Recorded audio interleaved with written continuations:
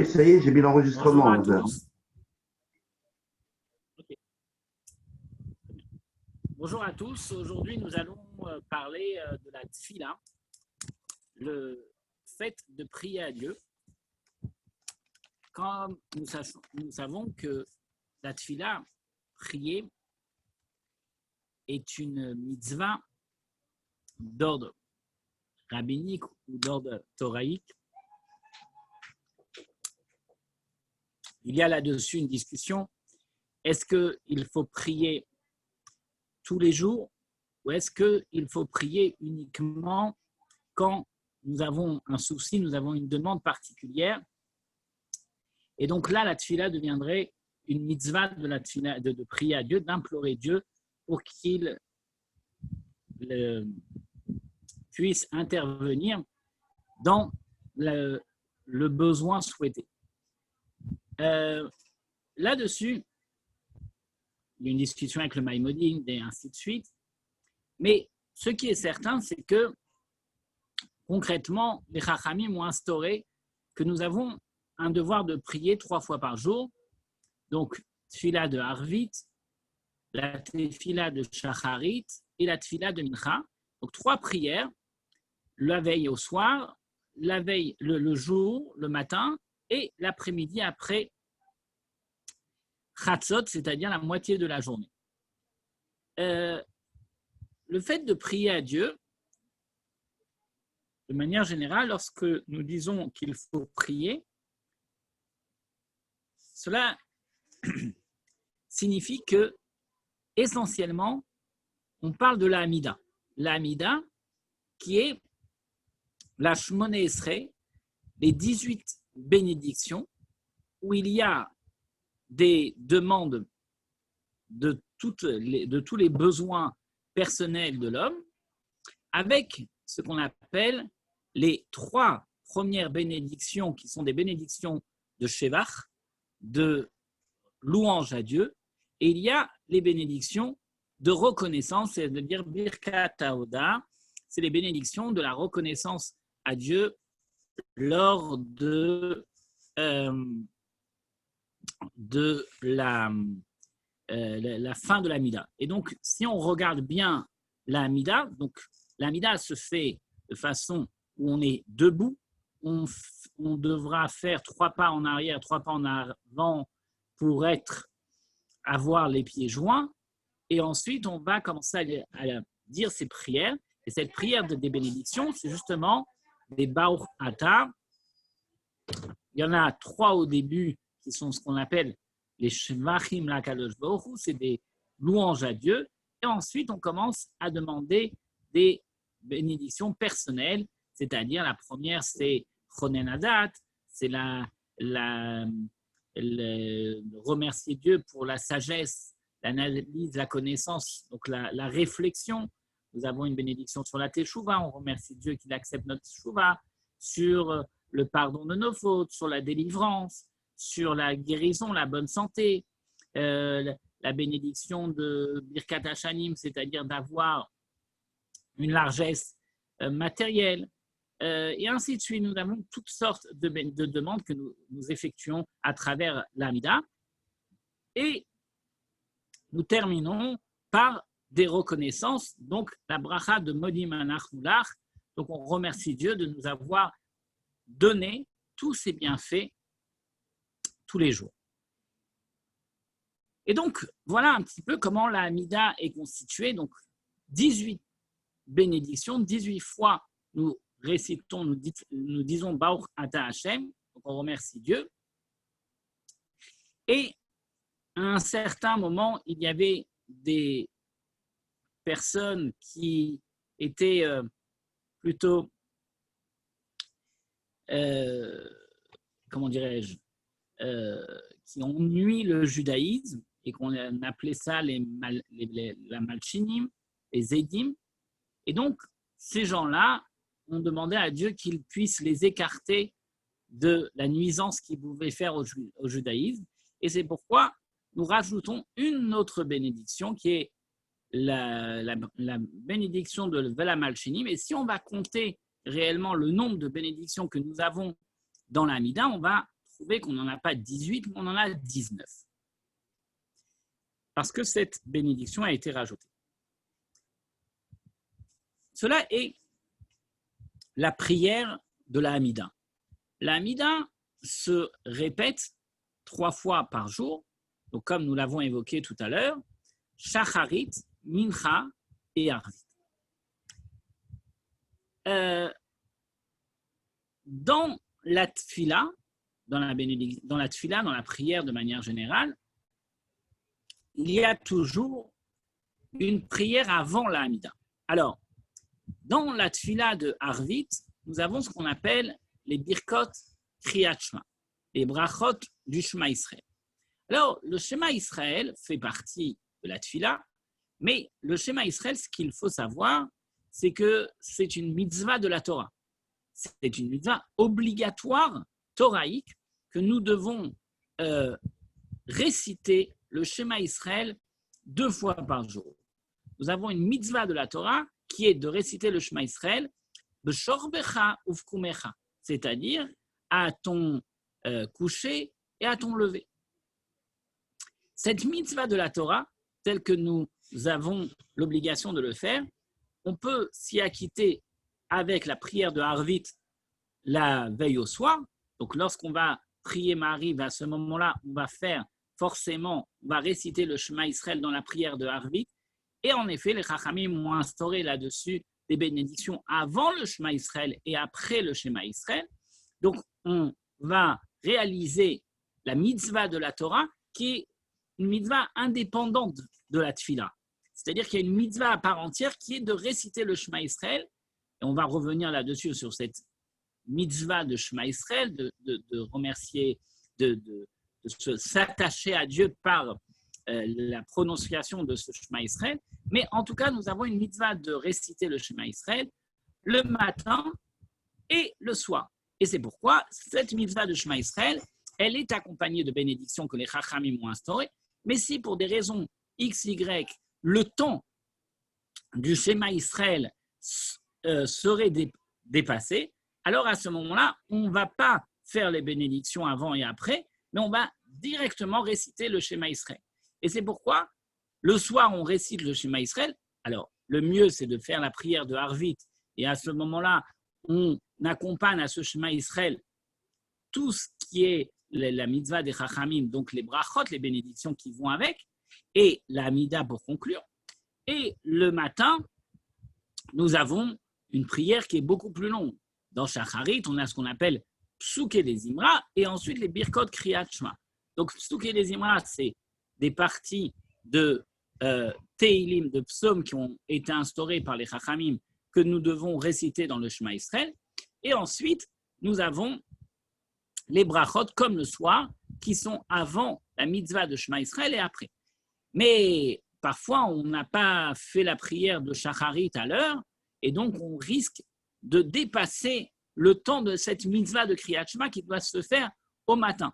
Et donc parfois, on va dire la mitzvah de Kriyat Shema peut être à peu près vers 10h05, parfois 10h10.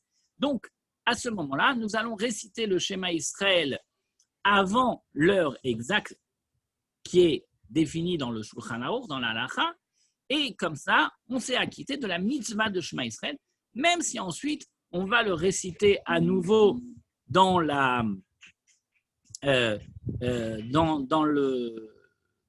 tfila, c'est pas grave. Ce Shema Israël qui sera récité dans la tfila fera partie intégrante de la tfila. Mais la mitzvah de Kriyat Shema est une mitzvah donc à ton coucher et à ton lever, et c'est pourquoi il y a une véritable mitzvah de bien réciter le Shema Israël. Ça, c'est, de manière générale, c'est comment la tfila a été constituée, c'est-à-dire l'amida essentiellement, et un accompagnement au brachot de Kriyat Shema, et le matin, nous avons davantage quelque chose qui commence avant le Kriyat Shema, qui est ce qu'on appelle le Psuké des Imra, ce qu'on appelle les passages des psaumes qui sont indiqués dans la tfila. Mais réfléchissons de manière très très générale. Regardons la tfila de façon beaucoup plus globale. Pourquoi cette prière a été instaurée? Pourquoi la prière a été instaurée par nos sages le matin et l'après-midi? Alors, on va voir que le soir, c'est déjà une recommandation, mais ce n'est pas une mitzvah des Chachamim telle que ça a été fait pour la prière de Shacharit et de Mincha. Alors, les Chachamim nous expliquent que la tfila, le makom korbanot tiknu, qu'en fait, la tfila a été instaurée à la place des sacrifices.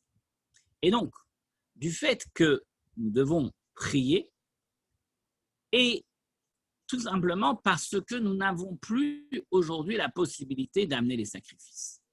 À l'époque du temple, on amenait des sacrifices. On amenait ce qu'on appelle le sacrifice, le korban à tamid, le sacrifice du tamid, qui était un sacrifice particulier, une bête qu'on devait amener avec tout un rituel. Et en fait, ce sacrifice était l'ouverture de tous les sacrifices. C'est-à-dire que tant qu'on n'avait pas amené le sacrifice du tamid, il n'était pas possible d'amener un sacrifice autre sur le misbéach, sur l'autel. Et donc, l'ouverture des sacrifices, c'était le korban à tamid. Et la conclusion des sacrifices, c'est-à-dire à partir de ce dernier sacrifice, on ne pouvait plus amener d'autres sacrifices après. Et comment on terminait la journée? Eh bien, tout simplement, on terminait la journée avec le sacrifice du tamid. Et donc, dès qu'on terminait, dès qu'on apportait le sacrifice du tamid du soir, immédiatement, on avait conclu les sacrifices de la journée. Donc, il y avait un sacrifice d'ouverture et un sacrifice de fermeture. Et donc, dès que le temple a été détruit, on n'a pas pu amener ces sacrifices d'ouverture et de fermeture. Donc, ce tamid du matin, ce sacrifice du tamid du matin et le sacrifice du tamid du soir. Dès l'instant où on ne pouvait plus l'amener, parce qu'il est interdit, il est formellement interdit d'amener un sacrifice en dehors du temple, et malheureusement, dès que le temple a été détruit, donc on n'avait plus d'endroit pour amener les sacrifices, alors les Chachamim ont instauré qu'à la place de ce sacrifice d'ouverture et de sacrifice de fermeture du tamid, nous allons prier, nous allons instaurer une tfila. Et c'est pourquoi les Chachamim ont instauré la tfila de Shacharit, qui est l'ouverture de toute la journée, et la tfila de Mincha, qui est la conclusion de la journée, en tout cas, comme les sacrifices du tamid, qui était la conclusion de la journée. Ensuite, les Chachamim ont quand même instauré ce qu'on appelle une tfila reshout. C'est-à-dire que ce n'est pas une chova, ce n'est pas une obligation, mais c'était une tfila reshout, qui veut dire permissible. Et c'est la tfila, donc l'amida de Harvit. La tfila de Harvit, c'est une tfila qui a été, entre guillemets, optionnelle, et si on le souhaitait, on pouvait la prier, et si on ne le souhaitait pas, on ne pouvait pas. Mais à travers les générations, on a pris sur nous de faire la tfila, de prier la tfila de Harvit, et donc la tfila de Harvit est devenue intégrée, une partie intégrante des 3 prières de la journée, et aujourd'hui, on ne fait plus aucune différence entre la tfila de Harvit et la tfila de Shacharit et de Mincha, et on a pris sur nous de prier les 3 tfilotes à Dieu tous les jours. Donc, nous avons bien regardé là-dessus que les tfilotes ont été instaurés à la place des sacrifices. Très bien. Dès l'instant où on a pris conscience de tout cela, alors nous avons maintenant la réflexion suivante. Quel est cet attachement que le juif a envers Dieu lorsqu'il est en train de faire une tfila? C'est quoi la signification profonde de la tfila? Qu'est-ce que nous faisons au moment de cette prière? Et quel est le sens véritable d'une tfila lorsque on va prier à Dieu, on va faire des louanges à Dieu, plus que faire une mitzvah? Une mitzvah comme mettre ses tefilines, manger kasher, là aussi on s'attache à Dieu. Quel est l'attachement particulier que nous avons à travers les mitzvot, plus que les autres mitzvot, qui sont aussi un attachement avec Dieu, mais de façon différente.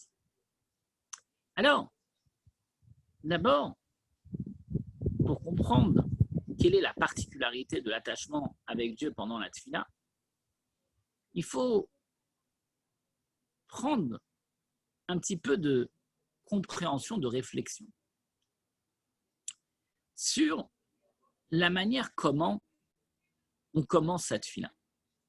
Il y a de cela quelques semaines, on avait évoqué le sujet de Kabbalatol, accepter le joug divin. Alors, quelque part, la tefila est justement cette manière de pouvoir commencer une journée en acceptant le joug divin. La première tefila que nous récitons, le début de la journée, le commencement de sa journée, alors on commence par le Modéani. Modéani lefanecha, je suis reconnaissant à toi. Shechezarta bi nishmati, que tu m'as rendu mon âme avec tant de bonté. C'est-à-dire qu'un juif, il commence par une tefila.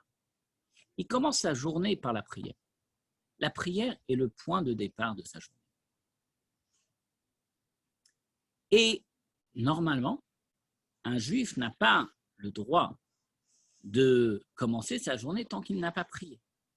Parce que c'est justement l'entrée en matière.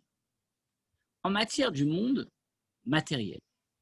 D'abord, avant tout, je m'attache avec Dieu en le priant.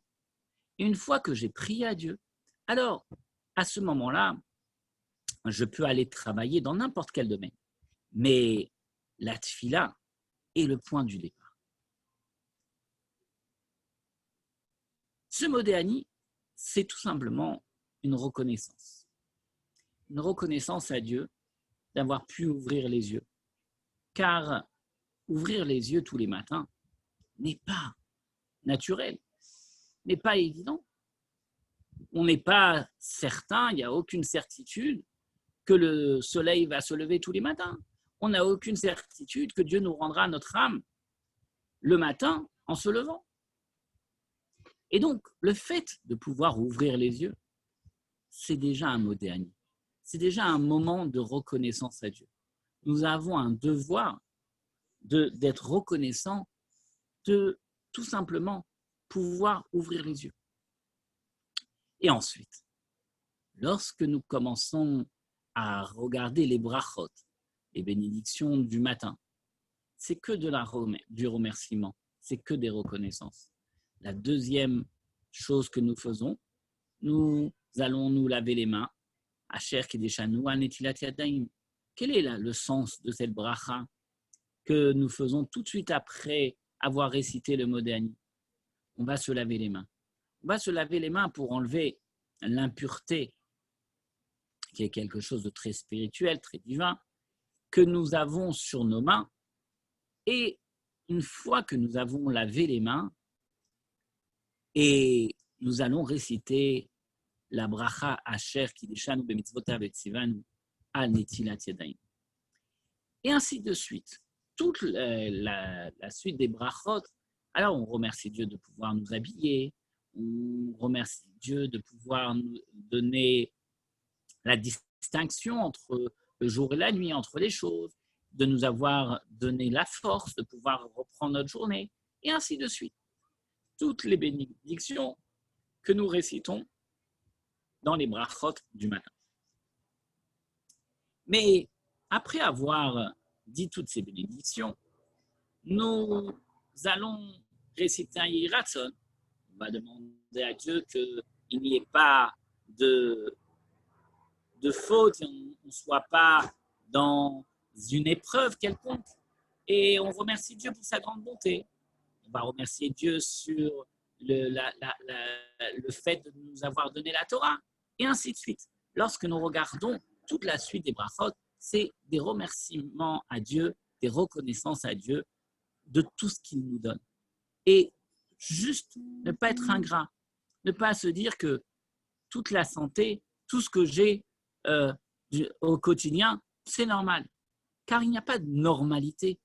Il n'y a pas de normalité, il n'y a rien, entre guillemets, de gratuit. On sait très bien que dans ce bas monde, à chaque seconde que nous avons besoin de quoi que ce soit, il y a tout de suite un échange commercial qui doit se faire pour pouvoir le réaliser. Alors, bien sûr que tout ce que nous avons, on va devoir l'acheter, etc. Mais la vie, pourquoi elle serait gratuite? La vie, pourquoi le fait de pouvoir vivre avec nos 248 membres et 365 nerfs et ainsi de suite, avec tout le fonctionnement de notre être, il mérite d'être de remercier notre Créateur. Il n'y a rien de normal. Si on l'a et si Dieu nous le remet et que le système technique de notre corps puisse être ce que nous sommes tous les jours, ce n'est bien pas normal. Il y a bien quelqu'un qui nous donne la possibilité de renouveler notre énergie tous les jours. Nous voyons bien techniquement que n'importe quelle machine qui fonctionne au monde, elle a toujours besoin de quelqu'un qui va être constant sur la machine pour être sûr qu'elle fonctionne.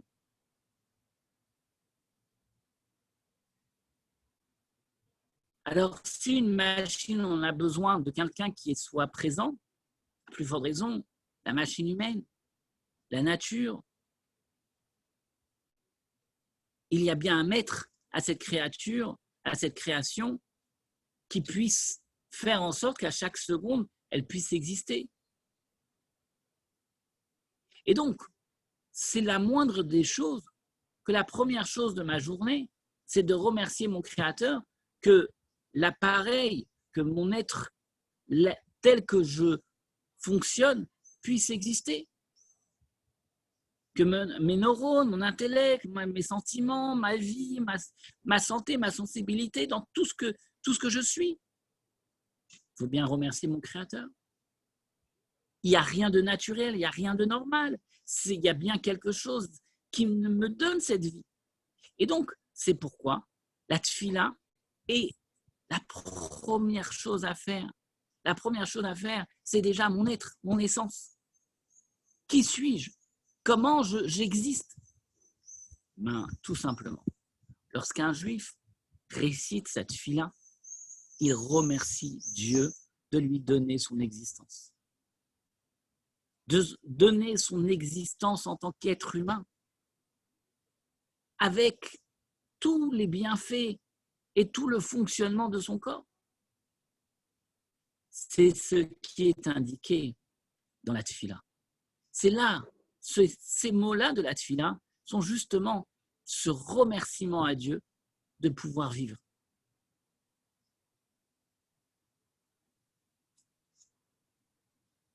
Cette vitalité, bien sûr, qu'on lui doit tout à tout instant. Mais lorsque nous allons prier, à ce moment-là, on a ouvert ce remerciement constant à travers les mots de la tefila. C'est pourquoi chaque mot de la tefila n'a pas été choisi par hasard. Chaque mot de la tefila a un sens profond, a un sens majestueux, a un sens extraordinaire, qui est justement la louange du remerciement à Dieu d'être ce que nous sommes, d'avoir une Torah, d'avoir une structure, d'avoir un équilibre. C'est là les mots de la prière. C'est tout ce remerciement. Et c'est pourquoi il est important de comprendre ce que nous disons. Parce que prier sans comprendre, certes, on loue Dieu, on remercie Dieu, mais ça manque de vitalité, ça manque d'enthousiasme, ça manque de joie, ça manque de remerciement, même si on le fait. Prenons l'exemple suivant. L'exemple est rapporté par le rabbi. Il y a un jour, il y avait un paysan qui ne savait pas lire. Et de temps en temps, il y avait un villageois qui passait dans les granges, visiter les paysans. Et puis, il échangeait avec eux pour ces illettrés, leur donner un petit peu de mots ou d'explications sur certaines choses pour qu'ils comprennent un petit peu certaines profondeurs. Alors aujourd'hui, de nos jours, on n'a plus des gens qui sont à ce niveau-là. Mais à l'époque, les paysans pouvaient être vraiment des gens très, très incultes. Et voilà qu'un jour, le paysan reçoit une lettre. Et le pauvre, il n'était pas à même de pouvoir la lire. Alors, il attendait avec patience que le villageois vienne le rendre visite pour qu'il puisse lui lire la lettre. Et voilà que le villageois va lire la lettre. Et dans la lettre lue, et on lui annonce que son père au paysan est mort. Et voilà que, à ce moment-là, le paysan s'évanouit. Alors, on pose la question, pourquoi le paysan s'évanouit? A priori, ce n'est pas lui qui a lu la lettre. Qui a lu la lettre? C'est le villageois. Tout simplement parce que elle concernait directement le paysan. Elle ne concernait pas le villageois. Donc le villageois a lu la lettre, mais il l'a lu avec une froideur sans mettre aucun sentiment à l'intérieur. Et si on peut dire, cette parabole, elle peut un peu s'exprimer de la même manière dans la façon de prier. Lorsqu'un juif prie à Dieu, alors il y a deux manières de prier. Il y a prier comme le villageois ou il y a prier comme le paysan. Et si je prie comme le villageois, je vais prier, je vais énoncer les mots. Mais pour autant, je ne vais pas forcément avoir de grands sentiments dans ce qui est écrit. Et c'est ça toute l'importance des mots de la prière. Ce qu'on appelle, il est appelé Pirouch Hamilot, l'explication des mots. L'explication, déjà, la traduction des mots énoncés pendant la prière. Lorsqu'un juif prie, il dit des mots, alors, en effet, derrière ces mots se cache, comme nous l'avons expliqué, un sens très profond. Mais même si on n'est pas à même de pouvoir comprendre toute la profondeur de ce qui se cache derrière les mots, il y a un minimum de pouvoir comprendre ce que nous disons. Et lorsqu'on comprend la tfila, alors déjà la tfila devient mélodieuse. C'est un moment où on attend cet attachement parce que nous ressentons ce que nous sommes en train de dire. Donc la tfila devient quelque chose de beaucoup plus profond, de beaucoup plus riche, de beaucoup plus personnel, d'investissement de soi. Et donc forcément, nous ne sommes pas dans une prière, on va dire un petit peu comme le villageois, mais nous sommes dans une prière d'un paysan, c'est-à-dire d'un homme qui est concerné dans les mots qu'il est en train de prononcer. Et donc, le sens de la prière est un sens d'une profondeur existentielle pour un juif. C'est pourquoi commencer sa journée par la prière, c'est essentiel. C'est le remerciement tout simplement de notre être, de notre existence. Alors, parfois, vous allez me dire, mais on n'a pas toujours appris à lire. Et donc, la lecture de la prière ne serait pas si facile et si évidente pour nous. Nous avons besoin de temps pour lire. Et parfois, même si on sait très bien lire, on n'a pas toujours le temps de pouvoir réfléchir à ce que nous disons. Ça nous prendrait des heures et nous avons des journées courtes. Et nous avons énormément de travail à faire. Alors, d'abord, ce qu'il faut savoir, c'est comme nous l'avons dit, Dieu, il aime la prière du cœur. La prière du cœur, on va revenir là-dessus, combien est importante la prière du cœur.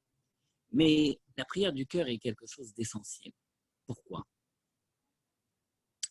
Parce que ce que Dieu entend dans la prière, c'est comment un juif investit dans chacun de ses mots énoncer son cœur.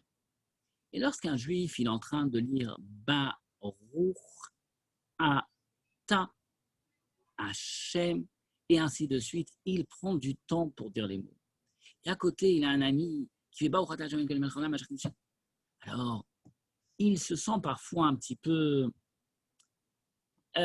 triste, un petit peu mis à l'écart, et il pense que sa prière, quelle importance elle a. Et il n'a même pas eu le temps de pouvoir faire tout Shacharit. Il a pu faire qu'une partie. Mais les mots de la prière, le Baruch Ata d'un juif, il est exceptionnel. L'essentiel, c'est qu'il le dise. L'essentiel, c'est qu'il puisse commencer à dire quelques mots de sa prière. Même s'il va dire en un quart d'heure 5 phrases, mais il a pris un temps de pouvoir prier un quart d'heure à Dieu. C'est fabuleux, c'est extraordinaire. Et petit à petit, cette prière deviendra la sienne. Petit à petit, cette fille-là commencera à prendre de la vitesse et il va pouvoir investir à l'intérieur tous les jours une phrase de plus, une ligne de plus. Et à la fin, il priera, il récitera la tefila comme tous les autres. Mais il a pris ce quart d'heure, il a pris ces 20 minutes, il a pris cette demi-heure pour mettre ses téphilines, ou bien pour une femme, pour commencer sa journée, en exprimant juste les mots de la prière, à sa vitesse, à son allure, avec son cœur. C'est l'essentiel qui ressort d'une tefila. Pour illustrer ceci, je vais vous raconter une histoire qui est extraordinaire, une histoire du Baal Shem Tov, qui est rapportée dans le Kovetz Mirtavim à la fin du Sefer Tehilim. Baal Shem Tov nous raconte, et le rabbi précédent, comment les talmidim du Baal Shem Tov, les talmidim, les élèves du Baal Shem Tov, au début, ils avaient énormément de mal à voir le comportement que le Baal Shem Tov avait avec les Juifs simples. Car à cette époque, on ne va pas rentrer dans l'histoire, mais à cette époque, les Juifs simples étaient un peu mis totalement de côté. Ils savaient à peine lire, c'était des paysans et ils n'avaient pas vraiment leur place avec les Talmidei Chachamim, avec les personnes, les autorités, les grands érudits de la Torah. Ils préféraient rester, ils préféraient pas, mais en tout cas, on les mettait plutôt à l'écart et donc ils n'étaient pas à même de pouvoir s'associer aux Talmidei Chachamim, aux tzadikim, aux juifs très très érudits, en tout cas. Baal Shem Tov, lui, a fait une révolution.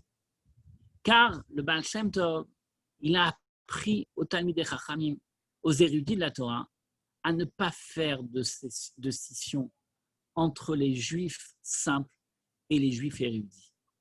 Et que cet amour du juif ne soit pas regardé à travers les connaissances, à travers ce qu'ils ont comme investissement dans leur judaïsme, mais tout simplement à travers un juif. Un juif, c'est un juif. Une prière, c'est une prière. Et il n'y a pas de distinction entre un juif simple et un juif érudit. Mais cela a pris beaucoup de temps pour que petit à petit, ça puisse entrer dans la communauté à l'époque. Un jour, le Baal Shem Tov, il était assis à la table du Shabbat avec ce qu'on appelait les élèves du Baal Shem Tov, qui étaient la Chevra Kadisha, qui était en traduction, qu'on appelle les disciples de la sainteté. Et voilà que le Baal Shem Tov, après la prière de Marie, le Baal Shem Tov a commencé à prendre un morceau de pain de motzi. Et comme le Baal Shem Tov approchait les Juifs simples, il y avait énormément de Juifs simples, de paysans, qui venaient assister à la prière de Marie du Baal Shem Tov. Et comme ils avaient l'habitude d'être un peu en retrait et de laisser toujours les plus érudits autour du Baal Shem Tov. Sauf que le Baal Shem Tov n'a pas laissé cette manière de faire très longtemps. Et au bout de quelques jours, le Baal Shem Tov a tout de suite donné, parce qu'il y a eu un temps avant que le Baal Shem Tov se dévoile, on ne va pas rentrer dans tous les détails, mais tout cela pour dire en tout cas que c'était comme ça, ils étaient mis à l'écart. Et voilà qu'au moment de Motzi, le Baal Shem Tov va faire la racha sur le pain, et il va donner un morceau de pain à chacun de ses disciples, et il va commencer à donner aux Juifs simples. Et au moment où il va commencer à servir un peu de mashké, alors il va aussi le partager d'alcool, il va le partager, il va donner aux Juifs simples, il va leur faire dire les chaïm, il va leur donner beaucoup d'amour et un grand échange. Mais les érudits, les disciples du Baal Shem Tov n'ont pas vu ça d'un bon œil. Ils n'ont pas compris pourquoi le Baal Shem Tov donnait tant d'importance à des Juifs aussi simples. C'est des Juifs simples, ils n'ont aucune érudition de la Torah. Pourquoi le Baal Shem Tov cherche tant à les rapprocher? Ils peuvent être tolérés, mais pas acceptés. Bon, alors, le Baal Shem Tov a entendu ces échanges de ses élèves et il n'a pas donné d'importance à ce qui se passait. Il a laissé les élèves discuter entre eux. Le lendemain, la prière de Shacharit commence, et puis voilà, il y avait les disciples du Baal Shem Tov, et puis ensuite Mincha. Et entre Mincha et Arvit, il y avait la Seuda Shlishit, et celle-ci, elle était réservée uniquement à la Chevra Kadisha. Il n'y avait personne qui pouvait intégrer la Seuda Shlishit. Elle était particulière, c'était juste pour les élèves du Baal Shem Tov. Et là, le Baal Shem Tov avait l'habitude de faire ce qu'on appelle une aliyah bamromi, c'est-à-dire il avait l'habitude parfois de monter dans les mondes célestes et de montrer à ses élèves qu'est-ce qui se passait dans les mondes célestes. Et bien sûr que pour arriver à monter dans les mondes célestes en étant dans un corps sur terre, il faut être un érudit, il faut être un juif d'une élévation spirituelle très, très, très élevée. Et voilà que le Baal Shem Tov, il y avait un seder, il y avait un ordre, comment faire l'élévation dans les mondes célestes. Il réunissait donc tout la Chevra Kadisha, tous ses élèves, et il faisait leur mettre la main l'un sur l'épaule de l'autre. Il formait comme ça un cercle, et puis il se mettait à chanter un chant, des chants de Nivunim Zekut, des chants où il y a une élévation de la Neshama particulière, et immédiatement, la Neshama s'est levée et montée vers Dieu. Et là, ils avaient la possibilité d'avoir l'accès dans les mondes célestes, de voir ce qu'il se passait. Et voilà que le Baal Shem Tov a effectué justement cette élévation. Et là, les élèves ont commencé à voir des choses merveilleuses. Ils ont vu comment des versets de Teilim, le Chuneranena la Hashem, Shiru la Hashem Kigaoga, et des Hashem Malach, et puis Mizmor le Toda, et puis des versets de Teilim qui allaient vers le Kisa Kavod, vers le trône céleste, vers Akadosh Baruch Hu, qui se montait d'un niveau extraordinaire. Et puis, c'était tellement beau qu'on pouvait même arriver à voir la Neshama qui allait quitter le corps, tellement que c'était merveilleux à voir ces versets de Teilim qui étaient en train de monter vers Dieu. Et voilà que après un certain temps, le Baal Shem Tov, au bout de quelques heures ou demi-heures, quelques temps, en tout cas le Baal Shem Tov donnait un chant qui était ce qu'on appelle le chouv, le chant pour revenir sur terre. Et puis là, les élèves échangeaient un petit peu avec leur maître, le Baal Shem Tov, pour savoir qu'est-ce qu'ils avaient vu.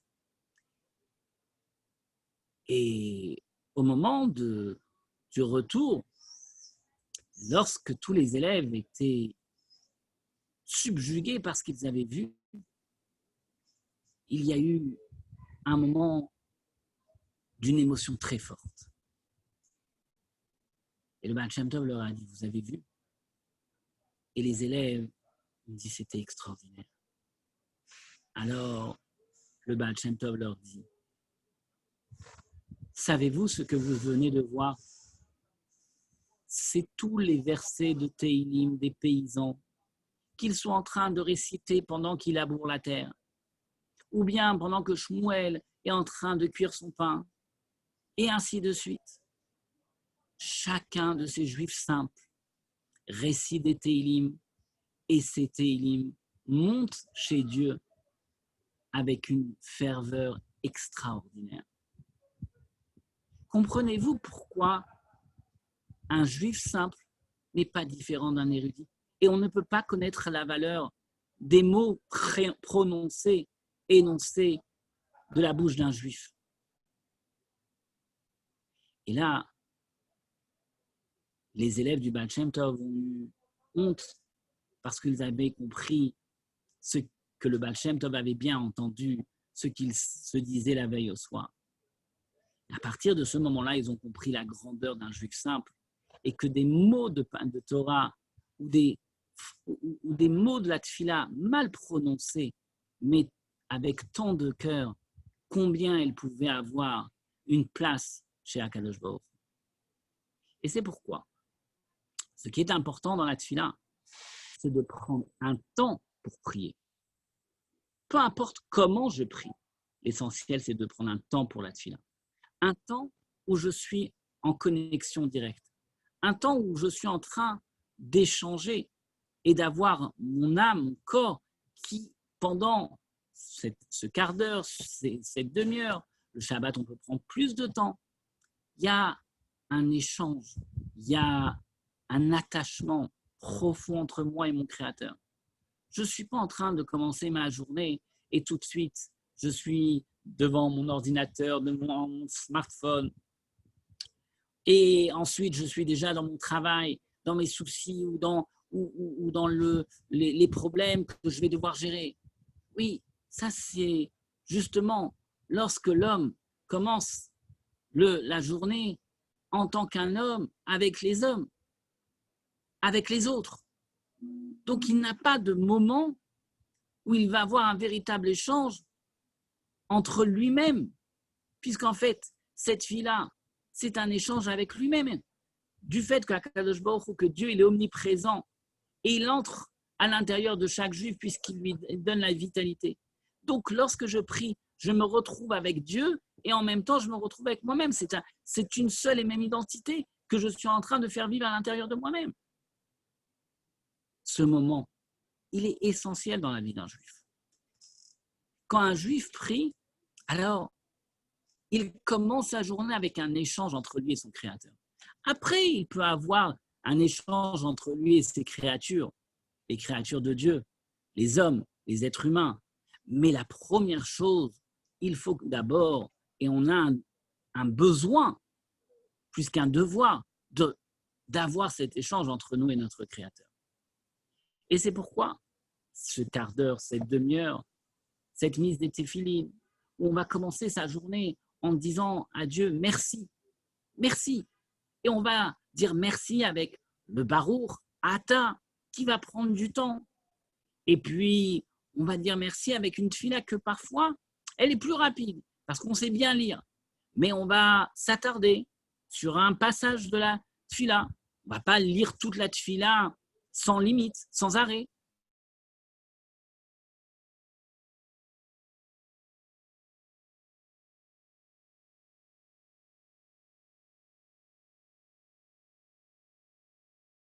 Je vais dire misement le Toda. Donc,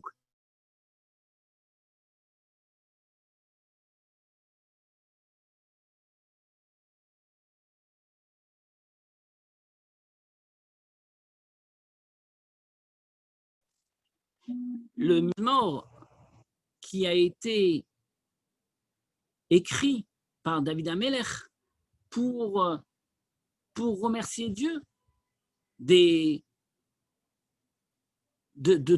tous ses bienfaits. Donc, je vais traduire le misement le Toda. Un autre jour, le lendemain, je vais traduire Yichvod Hashem. Un autre jour, je vais traduire le Baruch Shama. Et je vais l'apprendre. Je vais apprendre par cœur le sens des mots que je suis en train de prononcer. Alors, bien sûr, que dès l'instant où je vais commencer à prendre conscience des mots que je suis en train de dire, alors ils auront un sens déjà différent, avec une profondeur différente. Je vais simplement prendre un moment de hitbonenut, de réflexion avant de commencer à prier, quelques secondes, quelques minutes, en pensant à qui je prie, devant qui je me tiens. Ifne mi ataomen, ifne melech malcham lachim akadosh baruch hu, shiviti Hashem le negdi tamid. Dieu est omniprésent et il est face à moi. Donc je vais m'arrêter avant de commencer ma tefila. Et là, avant de commencer ma tefila, je sais que je m'attache avec Dieu. Alors, pendant ma tefila, je comprends davantage que je m'attache encore plus. Et encore davantage si je comprends ce que je dis. Et ensuite, je vais étudier de la chassidoute. Je vais étudier un mamar. Alors, quand on étudie un mamar de chassidoute, par exemple, avant la tefila, tout simplement, on va retirer un point de ce mamar qui va nous accompagner toute la tefila. Durant toute la tefila, on va être à même de pouvoir vivre le mot du mamar, le mot de chassidoute que nous avons étudié pour pouvoir prier différemment. C'est ça, cet attachement. Cet attachement avec Dieu est un attachement d'une telle profondeur qu'il n'est pas seulement obligatoire, mais il est vital. Un juif doit toujours prier. On commence la journée par la tefila. Mais cette tefila, comme nous l'avons dit, elle a été remplacée par les sacrifices. Et les sacrifices ont un sens profond. C'est écrit à propos des sacrifices. Adam qui akriv mikem korban Hashem. Un homme qui amènera un sacrifice parmi vous. A priori, c'est un non-sens. La Torah aurait dû dire Adam mikem qui akriv, un homme parmi vous qui apportera un sacrifice. Pas un homme qui apporte un sacrifice parmi vous.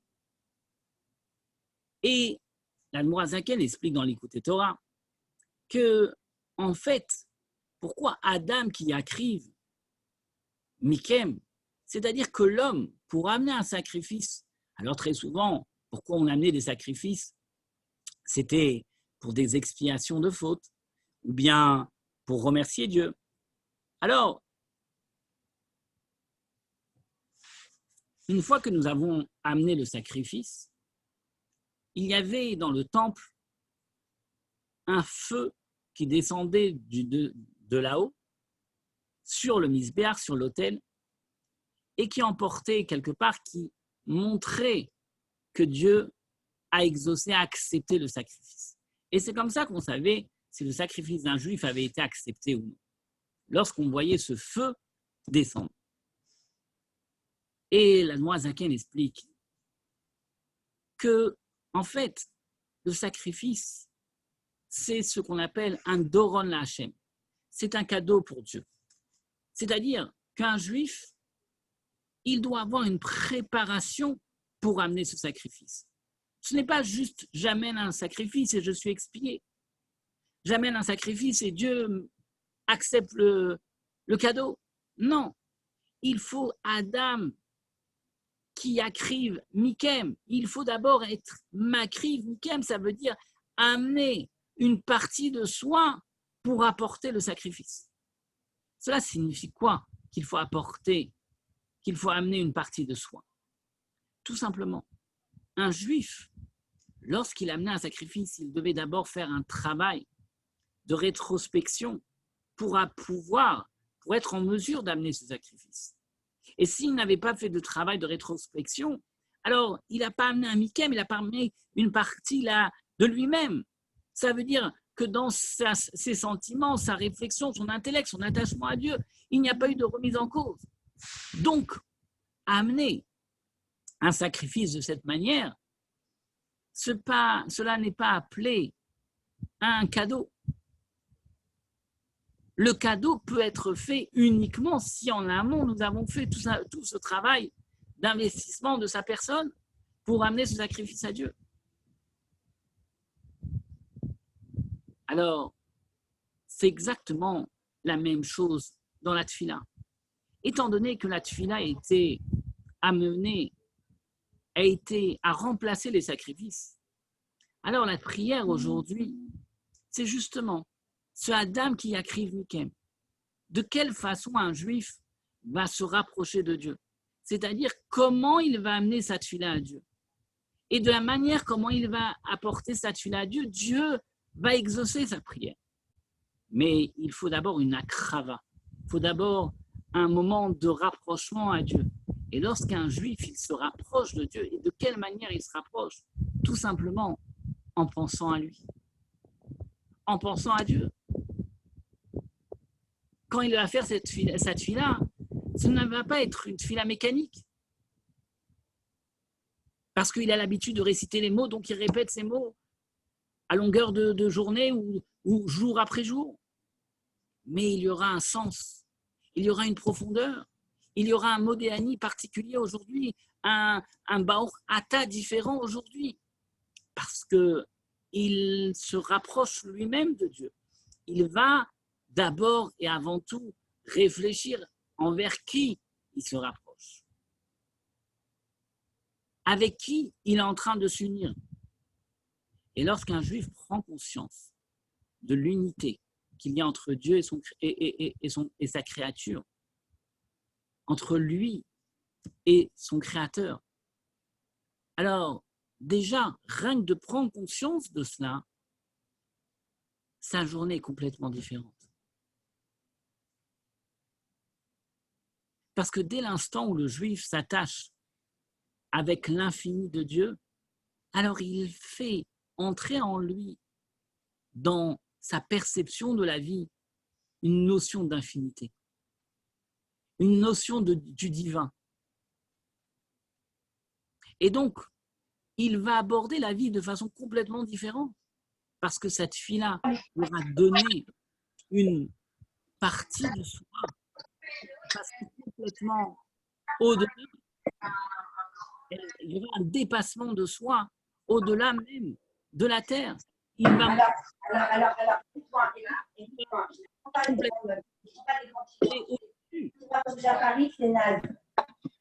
Au lieu que je prenne 2,40 que 1,80. Parce qu'il aura commencé sa journée. C'est comme ça, dit la télé. Elle a fait des petits tiroirs sur du partout. Est-ce que je t'explique? Oui, mais moi, je t'explique. C'est pourquoi. Pourquoi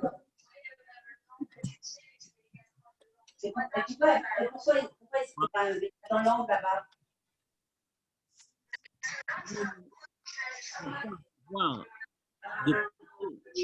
Simon, tu es là? Allô? Possible de couper le micro? C'est pourquoi nous avons un devoir de prier à Dieu pour justement s'élever davantage. Et lorsqu'un juif, il s'élève parce qu'il a un attachement avec Dieu, avec l'infinité de Dieu, alors il commence sa journée déjà attaché avec l'infinité de Dieu. Donc, sa perception du monde matériel aura une autre dimension. Et c'est pourquoi la tfila, elle est essentielle, elle est capitale dans la vie d'un juif. Et ça, c'est la tfila de Shacharit. Mais il faut encore donner la définition de la tfila de Mincha, la tfila de Harvit, le sens que cela a. Mais les mots de la prière, comprendre un petit peu certaines parties de la Torah, de la tfila, Baruch Ata Hashem, et ainsi de suite. Cela, on le fera dans un cours ultérieur. Mais en tout cas, tout ça pour expliquer que la tfila est un moment exceptionnel. Et nous remercions Dieu qui nous a donné la possibilité de prier à lui et de pouvoir avoir une prière avec beaucoup de cœur, car ce qui est essentiel dans la tfila, c'est le cœur qu'on y met. Bonne journée à vous. À bientôt.